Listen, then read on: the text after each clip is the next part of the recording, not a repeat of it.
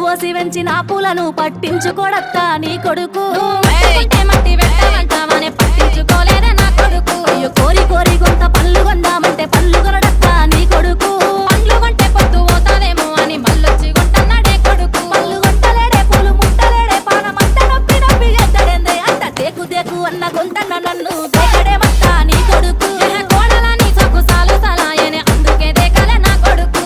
తర్వాతనే నాన్న